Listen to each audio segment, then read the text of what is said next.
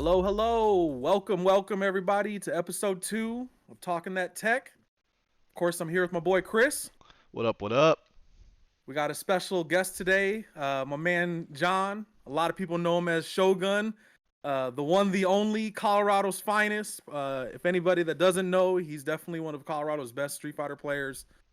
He's been kind of dominant in the scene since 4. We're gonna age ourselves because that was well over like 15 years ago, which is crazy to think.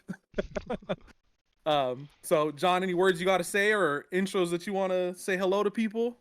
Nah, man, just want to say what's up to everybody. That was a good introduction. I mean, I like to think I'm one of the nicest in Street Fighter out here, period. But Yeah. But I'm saying Colorado because everybody knows you're from Colorado.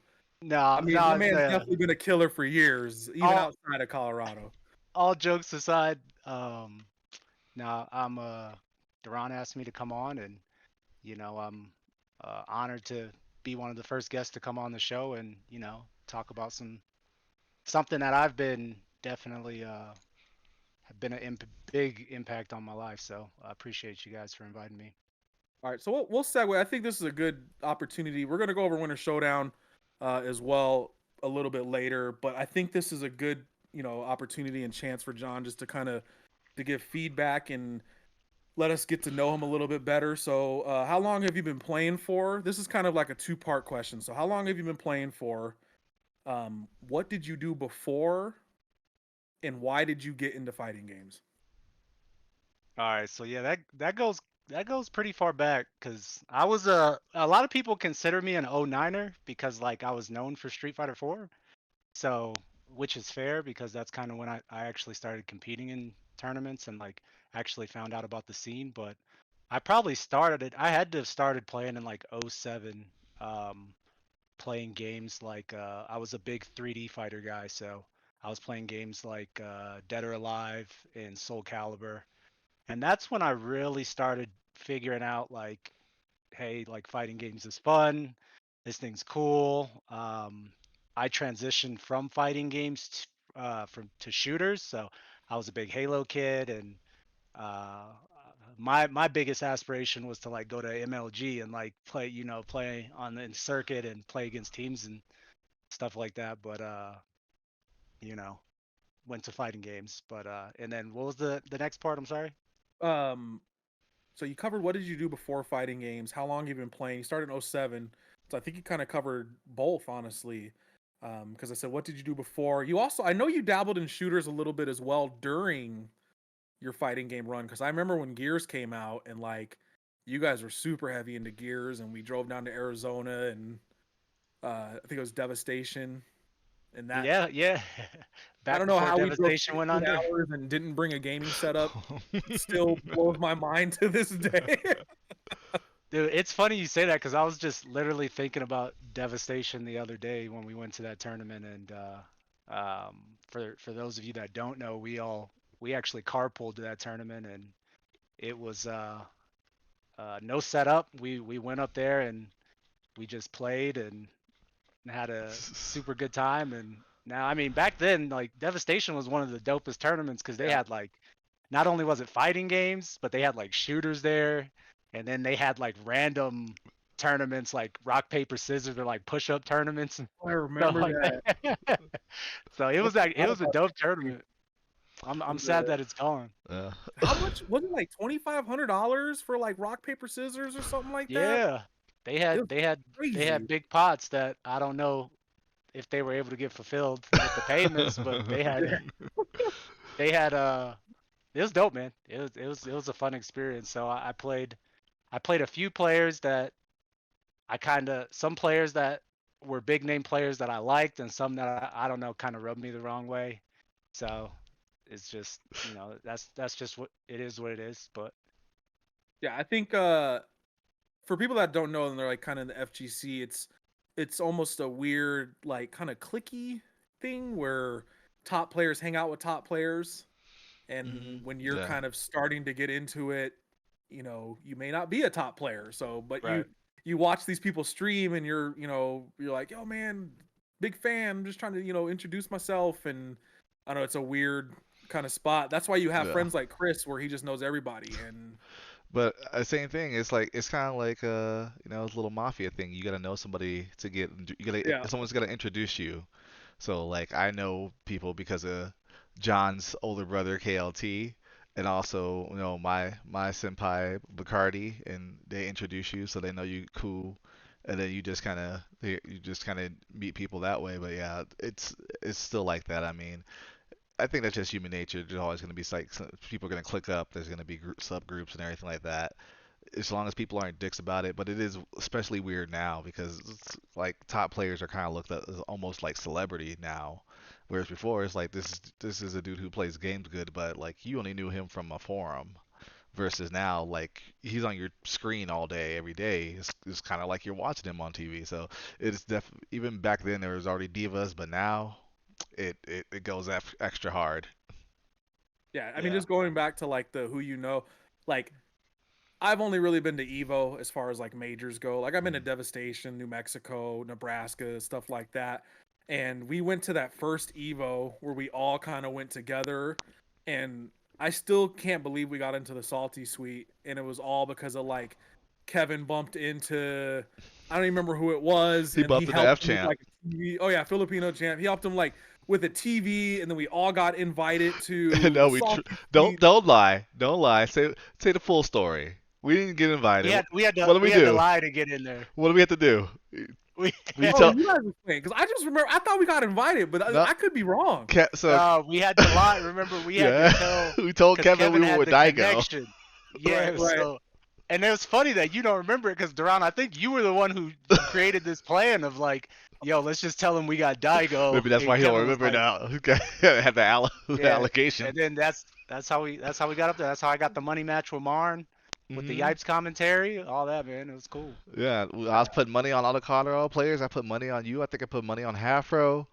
Bro, I Uh, remember that in the Yipes and him yelling, "This man loves some guy." yep, I watched that And for recently Yeah, people too. that don't know, Afro hits buttons very hard, and yeah, like you guys think Yipes is hype on commentary. It's even hyper in a salty suite when we're not Yeah, having to be politically correct the whole time. So yeah, it was a lot of fun, and I haven't been in a salty suite since, but man, it was a lot of fun. yeah. All right, That was so fun. yeah. yeah, Yeah, Shouts it to was Kevin. nuts. Shouts to Wombo, man. we had Shout to out trick to him to get the. He wouldn't want to give up the room. I was like, yeah, I'll see what I can do. I'll see what I can do. As soon as we were like, yeah, we would Daigo. He's like, oh, do you have the room numbers? Oh, Oh, yes. Now that you say this, I remember. Okay, I thought I had a lie at the door, like the bouncer, like big oh, body in the door. yeah, It was to Kevin. That's right. yeah, Oh, we got Daigo with us, bro. When we trying to come through? Okay, I remember now. That's so crazy to think, like, bro, and just like how far we've all came from then. Because I remember we were like sleeping on the floor, like, bro, we were bunked up, like. yeah, yeah, yeah, So now we're going, and I'm like, man, I'm going with the wife. yeah. Sorry, fellas, I'll see y'all out on the floor. At this The strip. point, it's like I don't like I'm sharing with like one other couple, and that's the most I'm gonna do. But Yeah. I'm not like I'm too old for sleeping on the floor. Hey, when we went out last year for Evo, we stayed with Brittany's brother, so I completely get it. We were trying to save her we could.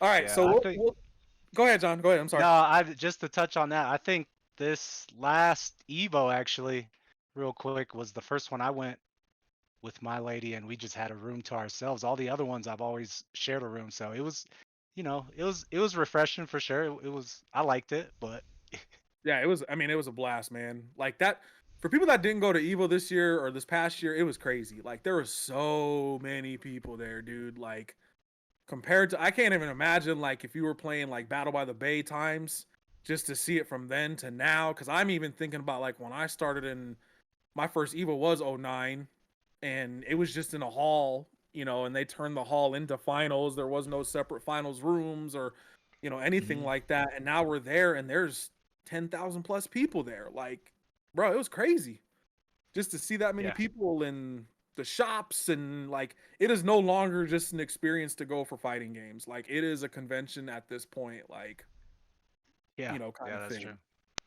So do you plan on going next year, John, or up in the air? Still, Or... yeah, it's still up on the air. I'm assuming it's going to be part of the CPT tour once they Mhm. announce what they're all doing. But the plan is I'm going to try to attend as many tournaments for that CPT tour, and Man. See where the chips fall. Evo's always so hard though because it's like honestly like if you're a competitive player, like it's great for like exposure, right? Like it's good to get Yeah. on there Mhm. so you can become a bigger name if you get one of those stream matches.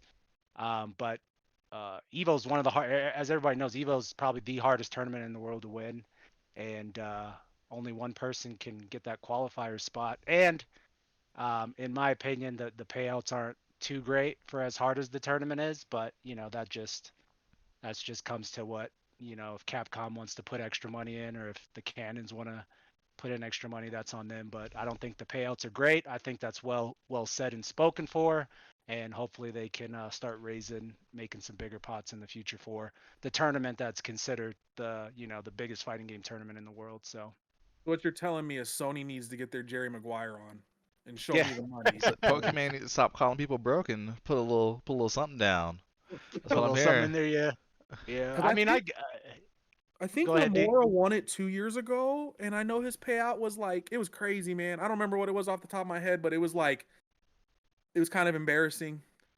Like you said, this is the largest fighting game tournament in the world, and and I love Evo. That's the only tournament I would love to go to Combo Breaker as well. But Combo Breaker I feel like it's impossible to get in. Like it goes up, and then the hotel sells out in the same day. And I'm like, bro, Yeah, how do I go? You have to be ready. Like you got to be ready. You got to know. I mean, at least you know the date, so you know it's always Memorial Day. But yeah, you got to be like, okay, I gotta have my money ready, like in February, the day of, ready to put that card or get a credit card and have it ready or something like Yeah, that. Because yeah, crazy, man. I want that's to they go, sell but out in hours, and then yeah. the surrounding It's hotels be out almost the same day. Yeah, it's one of those tournaments that I recommend any FGC fan or enthusiast. They at least got to go to one of them because at least the last time I went is it they just understand how to run yeah, tournaments for everybody, not just a certain scene. Like they have enough split with like the casuals and enough setups for people to practice, and they understand what the players want, and they keep it fun day in day out. So finals are great as well. So shout out. I mean, I think that's literally why the guy's name escapes me, the guy who runs Combo Breaker. He's now doing Evos now. that's what I was gonna So say. I'm pretty sure it's this. He Yeah, transitioned from yeah. CP, Rick is so also he's Rick, he's that's like right. he's like Evo director now. Yeah. yeah. Yeah. So Hey, man, when you can't beat the best, might as well join them, right? yeah. For real. Like I said, that's like he definitely Combo Breaker has been like if I tell people right now specifically for fighting games that if they're like if I can only go to one and I'm like if you want to like you want to have the best experience playing it's Combo Breaker hands Yeah, down.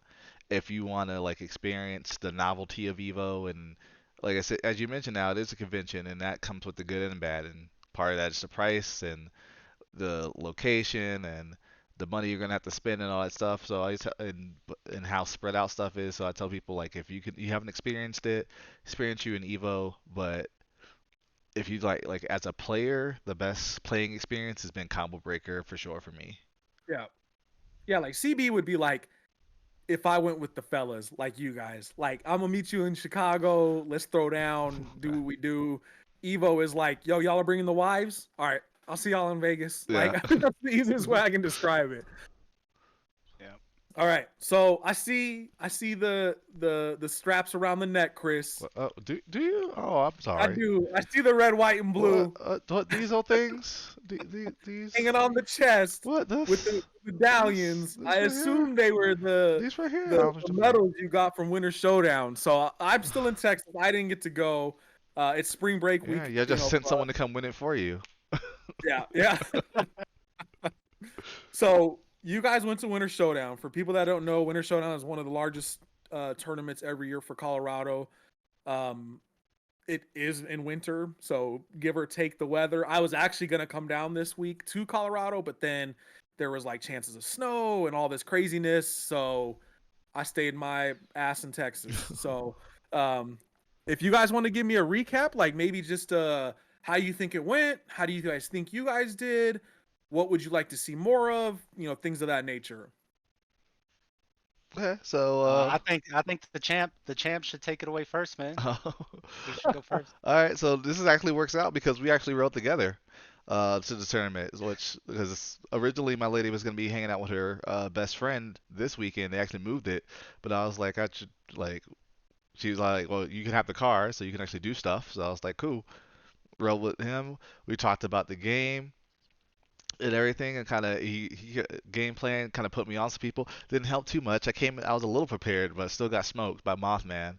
But overall, I would say for me, the experience was pretty decent because I entered multiple games. So I came in, we got there early, warmed up, got our PS5 timing down.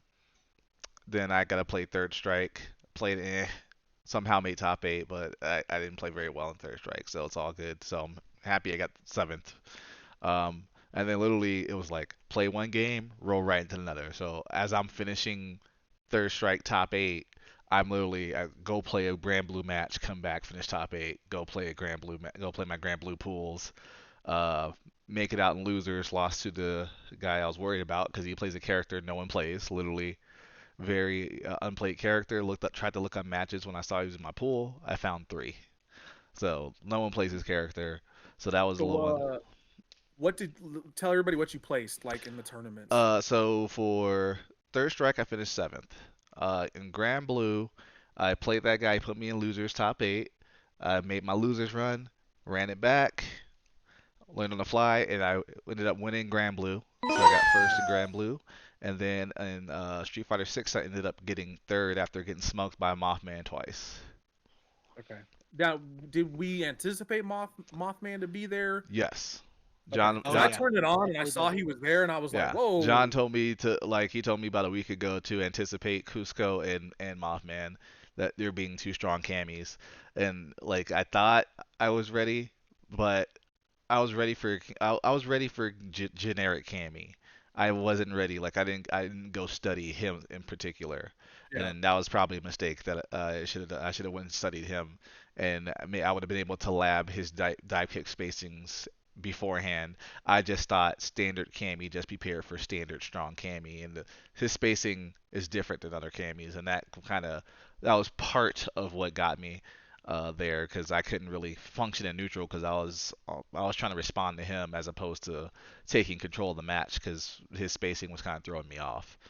And I saw you sort of start to do that in your losers match against Cusco, where I saw you whiff punishing a couple of like missed dive kicks and things like that. Yeah. So I saw you trying to adapt Yeah, I on was the fly. trying because the way he was spacing it, he wasn't trying to space it so where he was spacing it so exactly he was trying to space it so he could whiff, and then I would try to whiff punish and he would hit a button. So I had to anticipate the whiff, and of course the thing with that is you can decide not to whiff. And Yeah. so yeah, I'll have to still go back and study those losses, but overall happy with my placement. Um, the venue is always awesome. Always love Akihabara. The trios are always pretty good. The only thing is like I'll give it to John here. The people who have to play one game and start the day off at 12, and then got to find something to do until almost what 7:45. Yeah. Well, I Yep. just want to Yeah. say, just from watching, like I want to give a huge shout out to chairs because, hey man, when I was there in October, they wasn't no chairs for watching that stage. So at least you guys had chairs this time. So all right, John, tell me about your winter showdown experience. How do you think it went? Yeah. For me, I only played one game, so I only specialize in Street Fighter 6, and I finished ninth place, and it was actually a pretty uh it was a bad placing for me personally.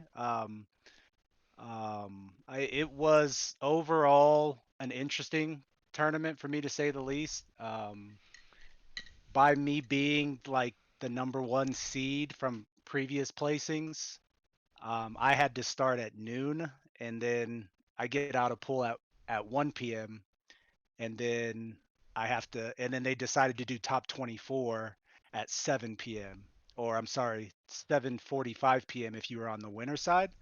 So I had about a good 6 hour kind of spacing until I had to play my next match. But it was an interesting experience overall. I would say it was honestly even though I didn't do as well as I wanted to, it was probably the hardest tournament I actually probably prepared myself for. Not only like Chris mentioned, Mothman and Cusco coming in, and that's how tournaments work sometimes. Is just that I really prepared for those camis, and I was really proud of the work that I put in to play those. But at the end of the day, I didn't get to play them. And there was another player, a strong Dawson player out here named Johnny that I really studied hard for and I was really prepared for. And he actually didn't even show. He didn't even come. So that's Yeah. just the way the cookie crumbles sometimes. But I try to stay ready in all the matchups. And also, I another reason why it was one of my hardest tournaments that I feel preparing for is because I transitioned from being a arcade stick player for over a decade, and I decided to play Hitbox, which is Chris's favorite controller, and and that was a tough learning curve because it was literally a battle every day. Like I was scared that my execution wasn't going to be there, so that literally I had to grind because I knew like my execution, like I just kept telling myself, your execution is what's going to make you lose this tournament. Your execution is what's going to make you lose. So I really, I really went hard, just reinventing new ways to practice execution, figure out different mechanics, literally buying, like devices that make your left hand stronger for your fingers and stuff like that. So it was a good experience, but ninth place isn't where I would want to be. So. So, speaking more on the leverless discussion, what was your mindset for the Switch? Um, Why'd you that's betray actually a good us? question. Why'd I betray you guys? That's actually a good question. I really felt that when it, I guess just when it comes down to it, I just wanted to try. I wanted to challenge myself, and I wanted to like. I feel like leverless. It does have a learning curve to it, and I tried it like a year or two ago, and I was like, "There's no way I'm switching. Like I'm switching to this." But um, the new Razer Kitsune, which I have up here, I'll get it real quick, is actually pretty pretty nice and pretty slim. So it's literally like, I can fit two of these in one bag because I always had issues with my arcade stick, and I was always scared. I'm a baseball glove kind of guy, so I don't want to play on anybody else's stick, so I was always worried about that. So having two backups and like an extremely small bag was a huge benefit for me. And then obviously the advantages of hitbox in a game like Street Fighter, where it comes to like movement and things of that nature. I don't see myself using hitbox in other fighting games, but luckily for me, I only play one fighting game. So I just felt like, hey, I feel like movement could be a lot stronger and just give myself a challenge. So Yeah, I've dabbled in hitbox, and I'm kind of the like I actually play. I don't play Tekken a lot, but like I've dabbled in Tekken 8 just in training mode, and I actually really liked it on hitbox because Mhm. I'm not having to do like quarter circle inputs and stuff. It's more like down forward and return to neutral forward type stuff. And I was like, man, this is great. Like I could see why somebody would play Tekken on a hitbox. And then Street Fighter, I don't know, it's weird. I tried. I was in the same boat. I actually got a Kitsune myself, and it's just sitting in the drawer because I'm like, I don't know what it is. It's something about playing on an arcade stick that I just enjoy, and then when I drop something, I just yell at myself about how shitty my execution is. So that's the tough. That's literally the toughest part. Is like when I'm learning on hitbox and I'm playing online or like I'm playing against people and I'm losing. I'm like I just glance over to my right and see my yeah, arcade stick Yeah, and calling you like the Green Goblin mask. Like, yeah, yeah, bro, I'm right like no, I here. can't do it. And that was the big thing too, because in the Discord in Moon Marauders, for those of you who don't know, every Thursday night we have a community night, and everybody knew that I was playing on Hitbox, and some of the players were asking, they were like, are you gonna bring the stick to the tournament, like just in case, and you gonna bring it in the truck? And I was like, I can't. I was like, I can't do it because if I do that, like every time I lose or every time I miss something or every time I'm gonna be like, I got the stick in the truck, I got the, it'll always keep about that mindset, So I was like, nope, I'm going with what I got, and we'll play the cards, Yeah, I think that's what it comes down to too. Like it has to be a commitment. So this also kind of works in like other games as well. So like everybody knows Kenny. Well, some of you guys know Kenny. He plays Overwatch and he plays on PlayStation console still. And I keep trying to convince him to play on mouse and keyboard, but it's the same thing. Like it's just getting over that learning curve that people don't like to do. So like I could do it with like PC gaming because I was the same way. I was like very anti PC gaming like 10 years ago. I was all console, give me a controller, and then finally I sat down and learned it, and when I did, there's no going back. So I feel like that's what it is with like hitbox versus, arcade stick, things like that. If you're Stubborn. going to do it, It's right if here. you're going to do it, you just have to like Yeah. hard commit and say this is what I'm going to do. Like because I don't feel like there's a I'm gonna play one and then play the other kind of thing. You're I just agree gonna with do that though. both. No, I definitely agree. I told him same thing when we were driving up. It was like, I agree. You shouldn't. If you're gonna take the leap, you gotta take the leap. You can't Yeah, really. You can't have that. If you have that parachute, where you're always gonna be like, maybe I could pull it, and all it takes is, yeah, all it and I can see takes. it too because John's been. If you guys don't follow his YouTube, I'll put it down in the comments. So you make sure you follow him because he's been posting matches against like top players, and I'm watching him play. And I can not that he's playing bad or anything like that. He's just playing different than what I'm used to watching him play on an arcade stick because I can see he's trying to get over that learning curve and things of that nature where I'm like, man, he's usually more aggressive in this situation or something similar to that. So it's kind of cool to watch you upload those videos because not a lot of people do that. So to upload the wins and the losses is like huge because you just don't normally see that, from somebody.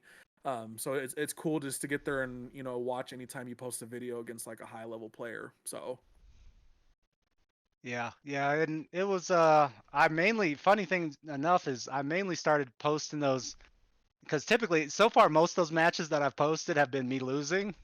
And honestly, I've been posting those because when I'm at work, I can't hook up my Street Fighter 6 and like watch my replays on the game. So I was like, I'll just load them up to YouTube and I'll watch them, I'll watch them on my phone or I'll watch them from there. But yeah, it's I ended up losing to some strong Colorado players, both Slugbug and Veach.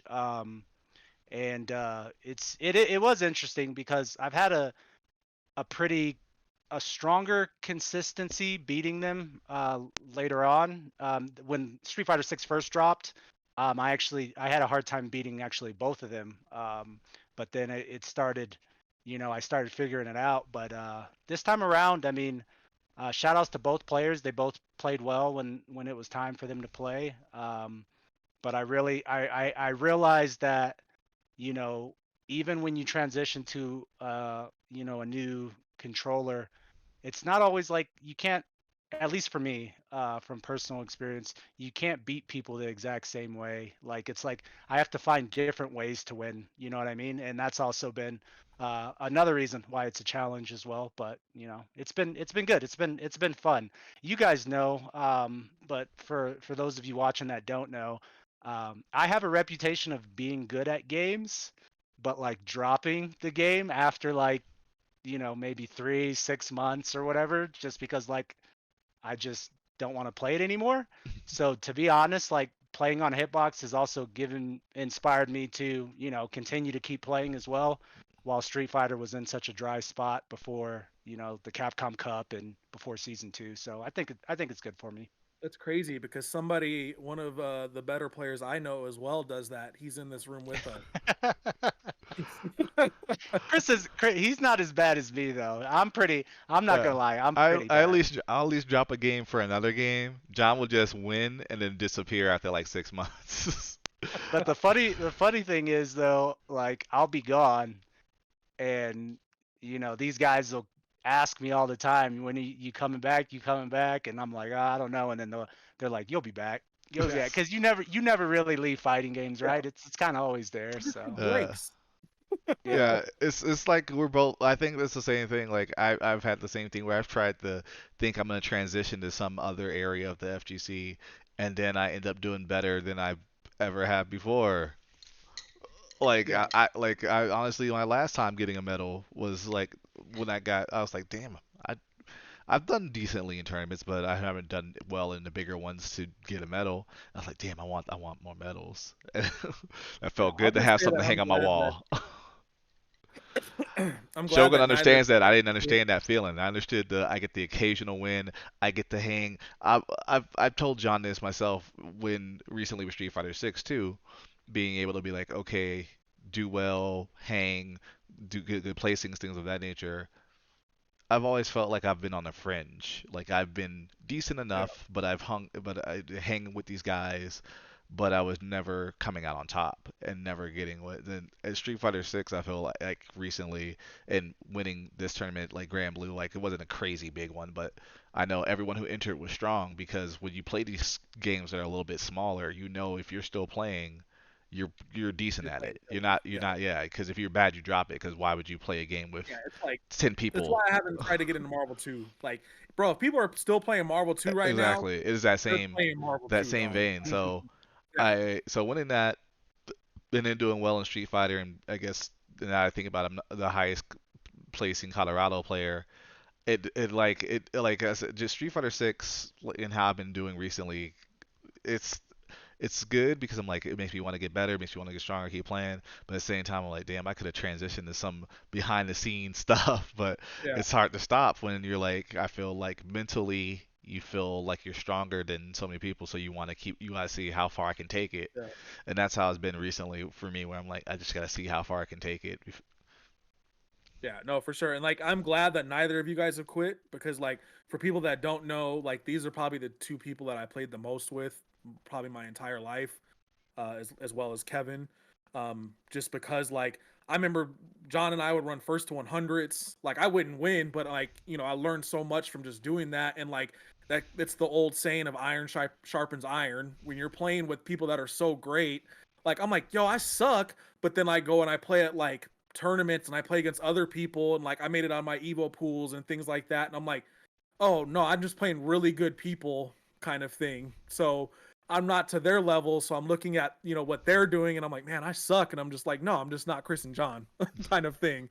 So I'm glad that neither of you guys have quit because like you guys are inspirations and like I'm not in Colorado anymore, but it's awesome to still get to watch you guys succeed and, win in tournaments and, taking pots and all sorts of crazy things. And it's like every time I tune in and either whether I'm there or watching, you guys are, killing people. So appreciate it's awesome to get to I shouldn't say killing people in competitions. In Street Fighter and fighting games. Um so I think we'll kind of transition into like a more deeper kind of thought process and where you guys are at with this. So since you guys have won tournaments, you guys have done stuff outside of the state of Colorado, you guys have been around for a while. What would you say are some of your goals that you haven't accomplished yet that you want to? I think easily top eight, like just straight easily top eight in the major. I don't have a top eight in the major. That's definitely something I want. That's an easy one for like. Besides that, I've done decently in like regionals. I've gotten like maybe like top five in some regionals, but I haven't made any finals in like any larger out of state tournaments. But just general top eight at a major is for me like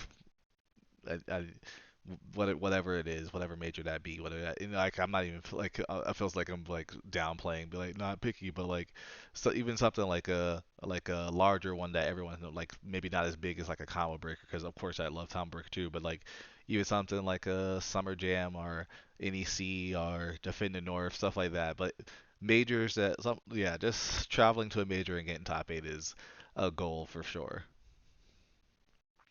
Yeah, I think definitely upcoming here, I would love to qualify for the next Capcom Cup, which would be just So a dream of mine for sure.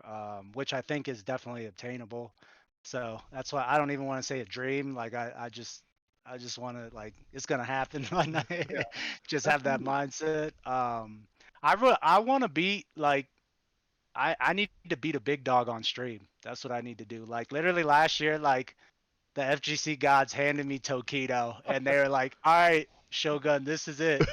This is how you become a household name, Tokido at Evo." And Yeah, this is how I be like, yo, so you heard, you I know, know him. That's my boy. and You want I an give people autograph? credit, man. Oh yeah. Yeah, a quick story about that at Winter Showdown too. Um we were talking randomly about how I ended up playing him at Evo. And the first response the guy that I was talking to said to me, he was like, "Oh, you played Tokido? Did you get an autograph?" And I was like, "Bro, I don't want." I was like, "You crazy?" See, I that's was like, "You yeah, crazy? so like I'm that's you trying guys to are smoke killers. this man." Right. You guys are killers, but like, if anybody could see me 15 years ago compared to what I am now, bro, if y'all could have saw when Justin Wong lost Street Fighter 4 at Evo, I think it was Stick Figure that had a video, and he was panning and he was just looking at the audience, and I happened to be there, and I was probably more upset than Justin Wong was because like when you don't see these people and get to meet them, and then you finally meet them, it is like almost star struck kind of It's thing. surreal. that. Yeah. Right, but then now when you've been playing as long as we have, and you guys are as good as you are, you're like, bro, I'm trying to smoke Tokido. I'm trying to have him ask for my autograph, kind of Yeah. Right. thing. Yeah, Like yeah, I man. like It's that's just it is funny to be like that's like we said it earlier, like it's now different, especially because again this is no longer just a dude who's good that you're watching to study. This is entertainment for a lot of people. So a yeah. lot of Oh, people are absolutely. literally Jay Wong's to them is like that's Drew Carey on The Price is Right. Like Oh, that's the yeah. dude I see on TV. So that's Yeah, I mean, yeah, it's different mindsets for sure, man. It's just, I want to be the best, and I I want to beat the best, and I tell I this get story nervous just like sometimes. everybody else and everything, but it excites me to want to beat them. But it's all mindset, man. Like, fear is the 100%. mind killer. Shout outs to Dune. If you 100%. Yo, fear is the mind I killer, tell man. this story a lot of times, but like my first Evo in 2005. For people who've been around for a long time and play different games, you probably know Steve H. He's a Maryland player, strong in everything he touches, but specifically known for like CVS2 and strong Sagat, I think, in Street Fighter 4. Anyway, first thing he literally introduced himself to me as, "Hey, I'm Steve H. I'm gonna beat Justin Wong." This is how he introduced himself to me as a stranger. I've never met this person.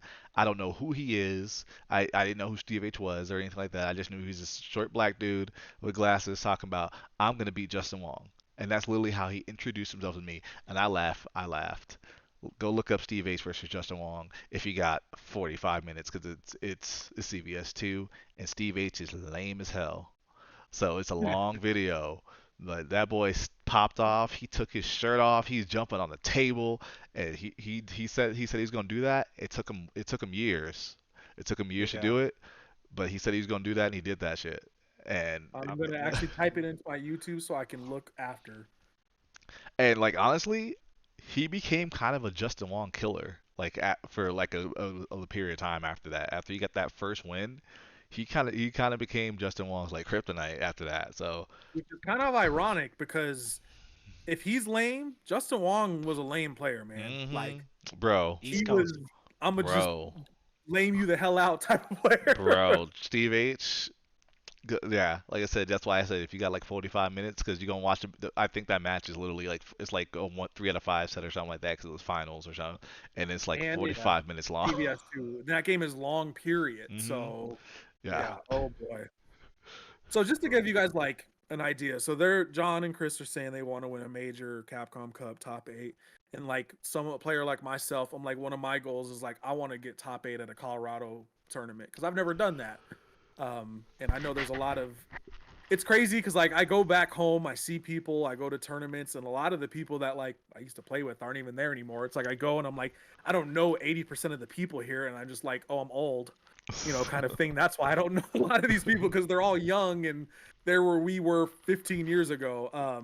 So I still want to go to Colorado and do well because it's like all of my best placements are outside of Colorado. Like I made it out of my Evo pools, I made it out of what was the Arizona? Was it Rewired. Highwire? Rewired. Yeah, rewired. Yeah, I made it Yeah. out of that pool, so it was just like it's something weird when I'm out of state. I feel like I have less pressure on me because I'm like I don't know any of these people, so I'm just gonna go and play my best. Versus being in state, I'm like, oh, all these people know me. I put a lot of weight and pressure on myself. But I've always been that kind of player because I used to play Madden competitively, kind of thing, and I would could beat anybody in a money match, but then you get me in a tournament and I just froze up because I'm like it's in a tournament. It's a different setting kind of thing. And now I wish I can go back and play Madden because Madden I had 40 minutes to figure out what the hell I'm doing, and in fighting games you have 4 minutes.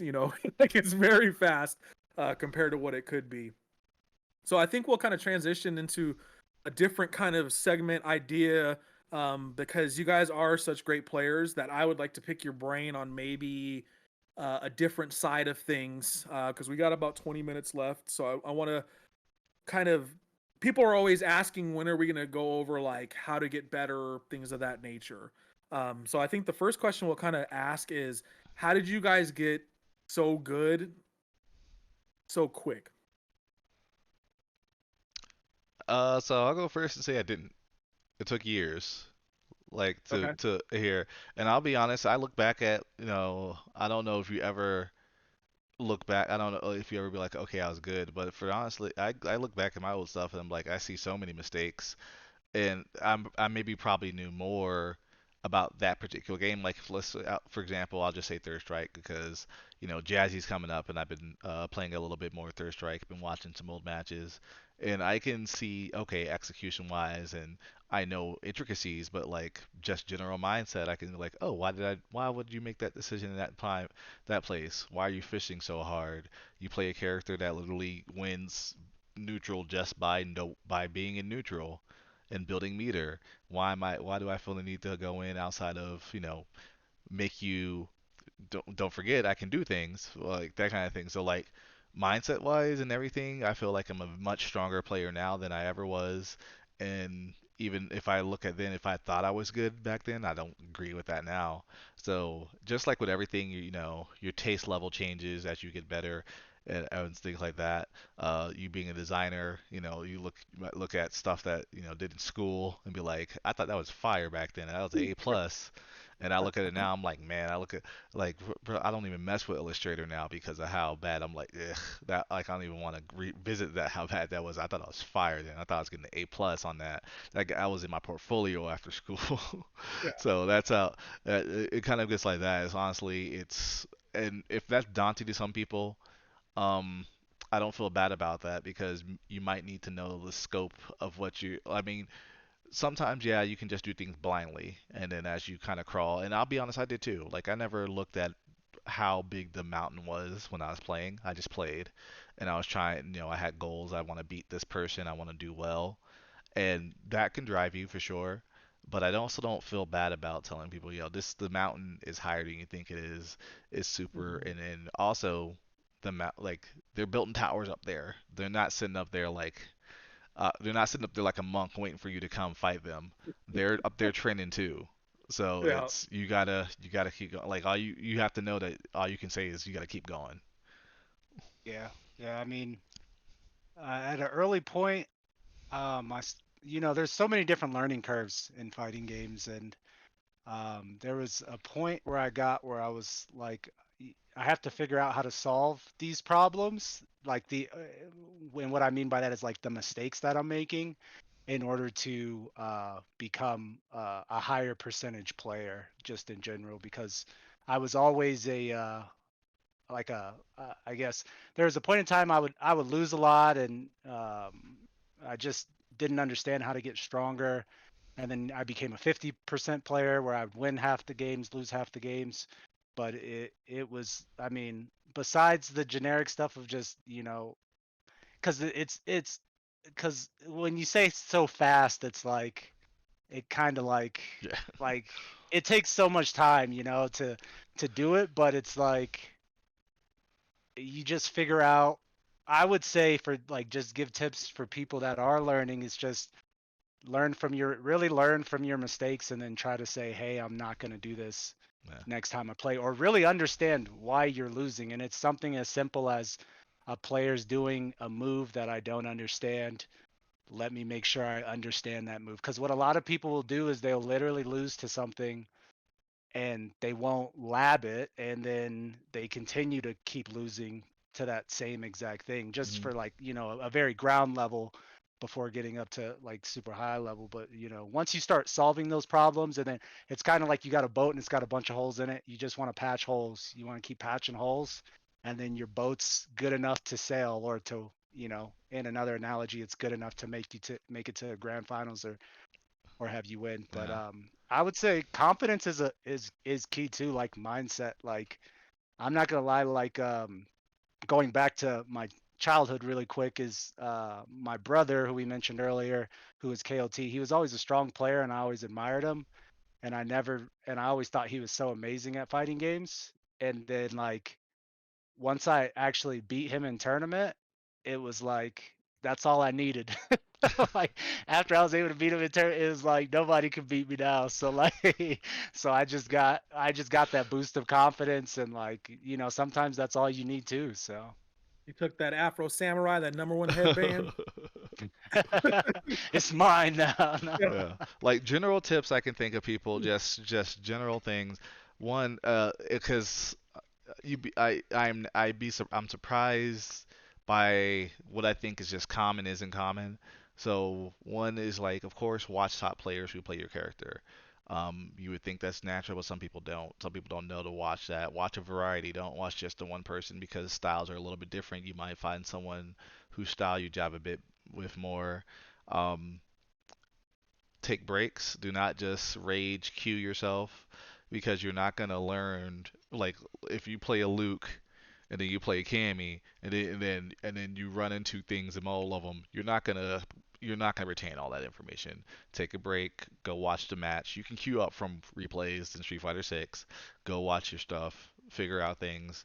Another thing I'll say is the numbers aren't numbers don't lie, but they're not just black and white. So real quick, I'm not trying to put no one on blast, but we was watching the tournament, Winter Showdown, and we were watching the non-player get away with negative 24 multiple times, and so and we're like that one. The numbers aren't like if you see a move is like okay, this is negative whatever, and you're like. Don't, that doesn't mean just don't do it. You gotta kind of learn your opponent. You gotta like read your opponent, learn how to read people. Everything can have its place there. And then after that, it's just like I usually say like matches are where you find the answers or where you find questions. Training modes where you find answers. So play their matches. Be like, ugh, this is bothering me. Go, see first 2024. Ask on Twitter. Yo, this Yeah. this is Yeah. bothering me. Does anyone have go Discord whatever? Yo, does anyone have an answer to this move? Save yourself a lot of time if someone does.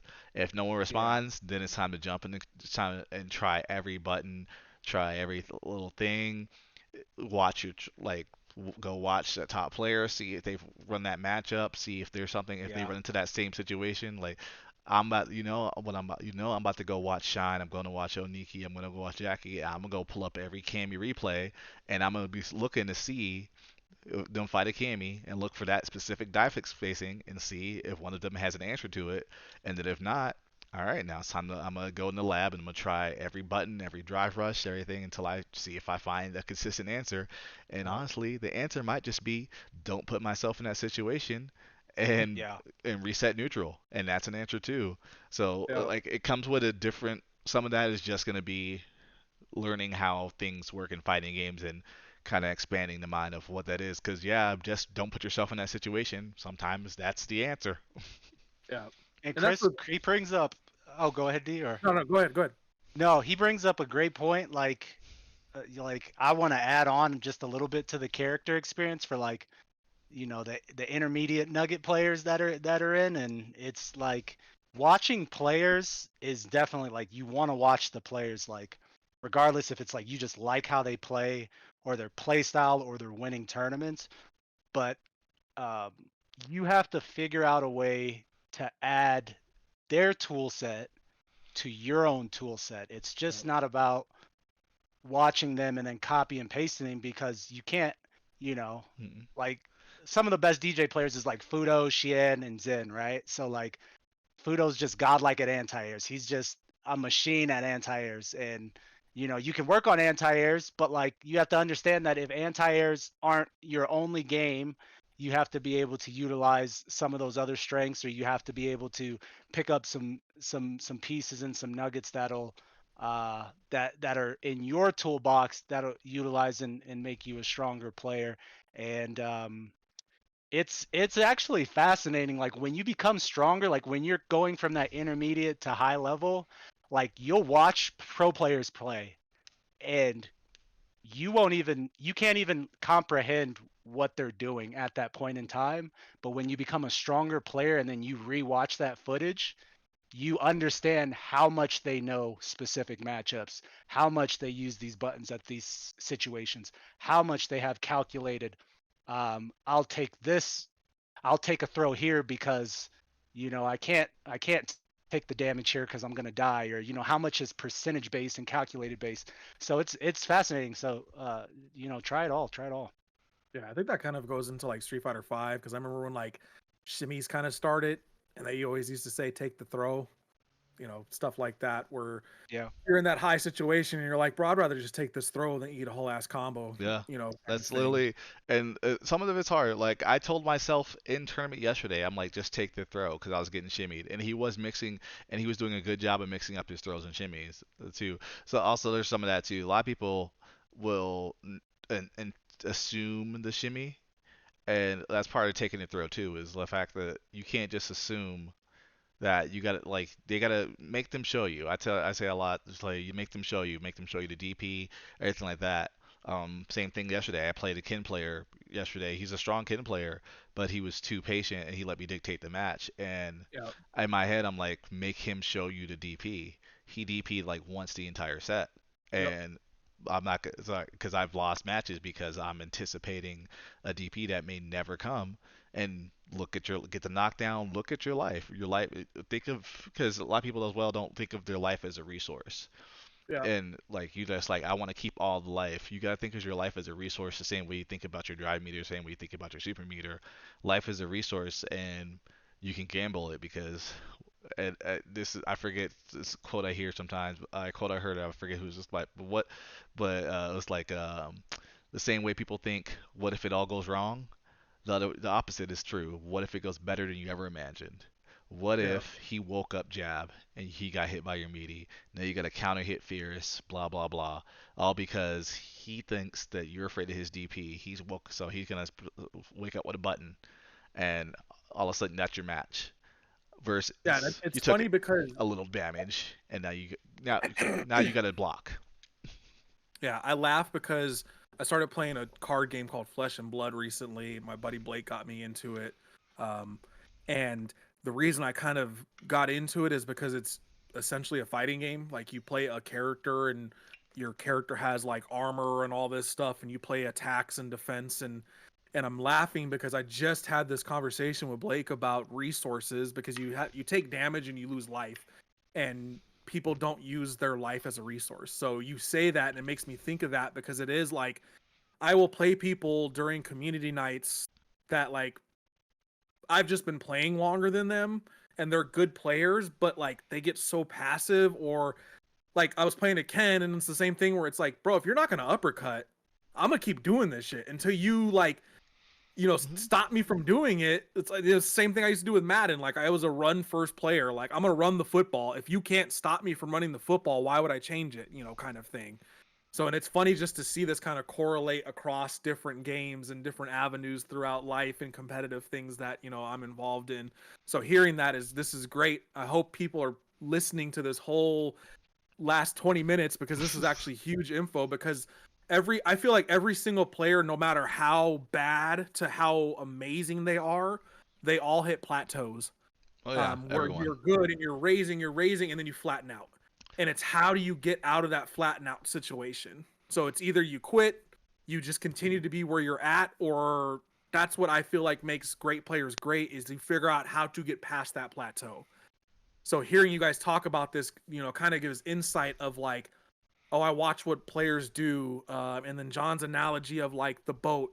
like, oh, I may take this one thing and I improve this right now, and then I'm gonna improve this next little section here, and then this little thing here, and I'm literally seeing it. So like we're playing community nights, and like I only play on Thursdays pretty much for now, just busy. But I'm playing and like Smike's teaching me, he's like, bro, just anti-air.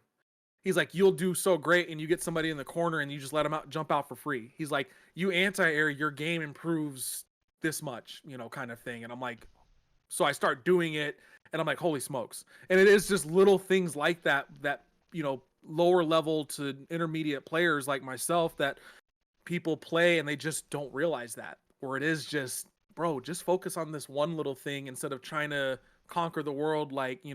Pinky in the brain kind of thing. Yeah. So It's tough to be like, hey, forget about winning because that's why you play. So it's tough yeah, to be like, don't worry about the win to anybody. To me, I'll be like, I'll tell myself I need to like, I literally have a setup so where I download it. I have Sticky Note and I put it. I have the Sticky Note app open and I have it on top of my game so I can visually see the thing that I said I was going to work on because I'm too busy trying to win this rank set so I can get me 16 MR yeah, because I want the imaginary internet points and I want that title that says legend and I know how stupid that is and I know that fully and I still go for it still and do do it. it and I know what's happened after I finish this this little after tournament couple days where you don't feel like playing fighting games and I know what happens come tomorrow or Wednesday or whatever when it's time to get back on and I'm gonna be like, all right, let's see. I haven't hit 1800 MR yet this phase, so it's time to start grinding towards that. And then you start hitting 18, which is like, well, if I hit 18, I should be able to get 19, right? Because I'm playing these dudes. I'm going even. I'm winning. Next thing you know, you over here upset, and you're not looking at the sticky note because I'm like, I know he's gonna get hit by this mix up, but you're not gonna practice the one I came here to do. Yeah, So like it's not just like some people have that in their place where they could just instantly tell themselves don't do this and they can do it. I'm not one of them people. There are things that I've known about that I tell people to do with Kimberly that I haven't done myself that I know is really strong, but it's just not ingrained in me and I'll get online and I won't even like okay, first hit, first time they block. I should do this just to get this in match. No, like there's stuff I was doing warming up with John where I was like I should have been doing this months back, Yeah. and where I was like it just so it's always gonna be a grind, but just try to treat yourself better, and then yeah, like even if you can't say because like I said, even if you can't give up, say, hey, I don't care about the wins. I'm gonna just look for this or whatever. Just count that as your victory, even if you're gonna play regular. But focus on that one thing. Focus on this anti-air. Anti-air. So like for me, one thing I need to do better at is versus Luke. Kimberly standing roundhouse is a better anti-air versus Luke because it has anti-air and vulnerable frames, and I know this. I should be doing it more. I've known it for a long time, and it's in my head. My reaction though is always crouch fierce. So that's something I tell myself every time when I'm fighting Luke, and as I slowly start to get better at it, Luke's don't get to jump at me anymore. I just cut off a huge part of his game. One of his strongest moves in the game, one of the things that he does on Oki every time is looks for the empty jump. Because he doesn't really have a lot of mix up on here, so it's always going to be throw, and they don't really shimmy too much. They always go for that fake setup. Okay, I set up the throw. Now I'm going to set up the jump, and now yeah, all of a sudden what turned into their, advantage, set Oki, etc., turned into they got it anti-aired. Now I'm in control. So just that one little thing turned the whole match around. yeah. Were you gonna say something, John? No, no, I was just Chris was right about, staying consistency, of course. Not being lax after a tournament. I was blessed with the amazing book, The Will to Keep Winning, from Mr. Daigo Umehara. And in the book, it is a good read. In the book, he does state you must play at least an hour after a tournament, regardless of how the tournament goes. You must play because you must move on to the next battle. So you gotta stick with it. I mean, if you want to get good, I mean, you gotta the consistency It is where is. it's at. But simple things too, like Chris says, like little things matter, and kind of making things more simplistic is also key because I had a note taking is great. Like I would recommend note taking, and I still feel like a lot of players don't note take.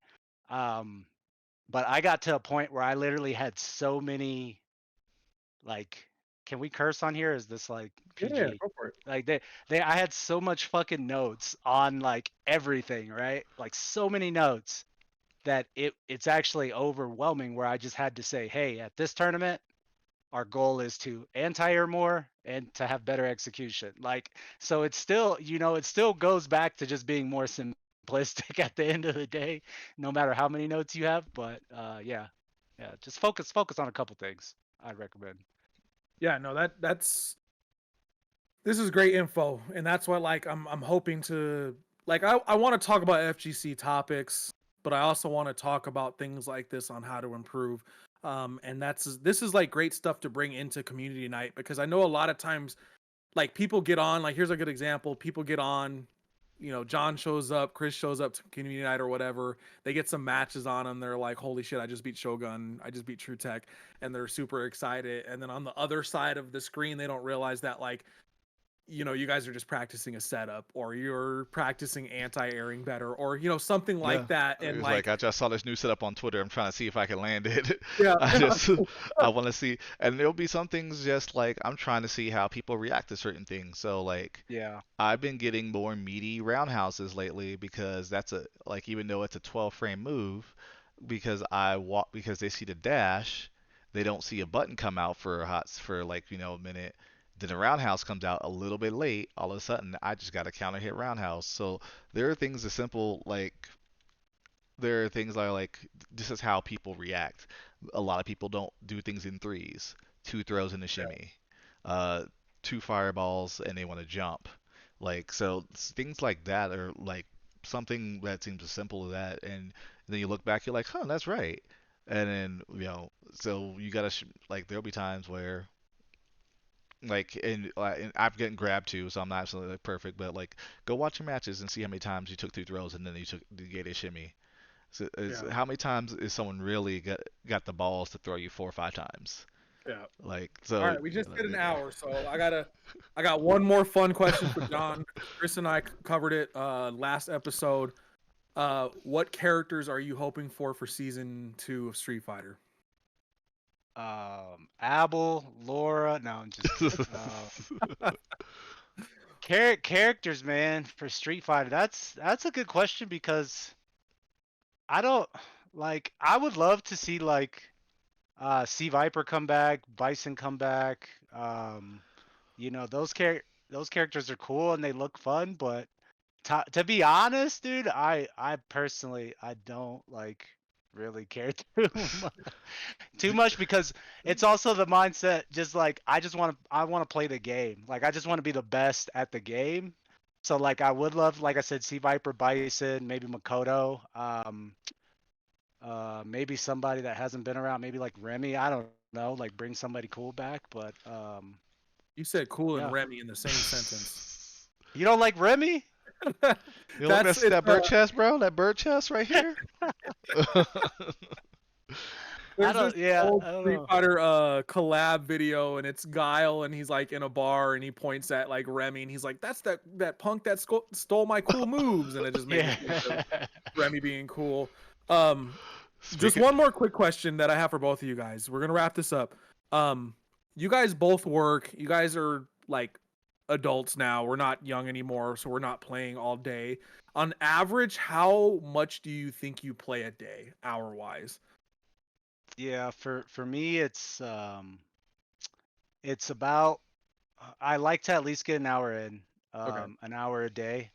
Now, that can change. I mean, typically right now it's probably an hour to 2 hours, but when it's tournament time, it's like it's kind of like no life. Like I probably try to at least get at least four in every day. Like when it's like, and it's kind of like it's that week of the tournament. So I would say uh Sunday through Friday is typically the grind time, and I try to stay away from actually playing a lot of like matches like against people towards the end of the week, kind of like I don't know, similar to like a football schedule, like how players like they do their hard training in the mid of the week, and then those the day before Sunday or the 2 days before Sunday, it's a lot more chill. So say, don't want to leave it all in the gym, as they say. Yeah, for sure. So I like to do that, and but it just depends.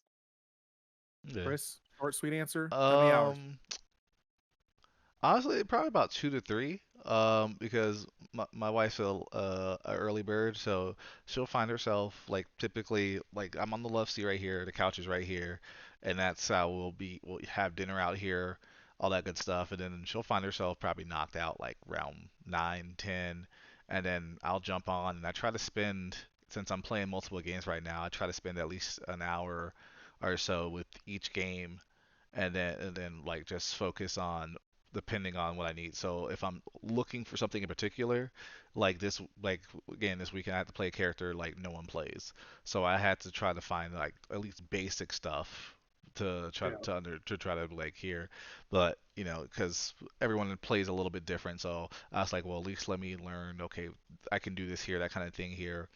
But then outside of that, it's just making sure I play matches, and that's mostly to put myself in different circumstances. So especially when there's, again, he plays a character, no one plays. 2B yeah, came out recently. I haven't fought a ton of 2Bs in Grand Blue. And then there's just characters that aren't very popular. Like there's a character I played literally twice the entire time the game's been out, and I got to master without playing her one time. So I was like, well, maybe someone plays her. Let me just try to visually see the differences because he shoots arrows and they look the same. So you gotta be like, okay, let me at least understand what this is. And besides that, I keep it, I try to keep it like that, like just like, okay, I got an hour here, I did decent, and then go on. I'm seeing Fujifilm webcam X on Chris's screen, Oh, so I think his camera just cut him off. So that being said, I don't know what just happened. We're gonna wrap it up. I want to give a huge thanks to John for joining oh, us. there we go. It was a lot of fun, and just thanks for being the first one on. Yeah. No, thanks for having me on, guys. I mean, it was awesome, and it was just cool to talk about, the stuff we love, and was got some more insight, stuff to help me improve too. So it was great. So I appreciate you guys bringing me on. Of course. And a reminder, everybody, today's Thursday. Make sure you come by the hub Battle Hub 23, get some games in. Even get a chance to play a better player and maybe pick his brain. That's why we have multiple channels. So if you want to just sit there and have a conversation with them, I'm sure they'd be more than welcome to help. If they have the time to do it. So thanks for watching, and I hope to see everybody in the hub tonight. Peace, Later, guys. see y'all. Thanks. Sorry, all 3 of my batteries died on the camera. Chris's camera is telling us to wrap it up, B.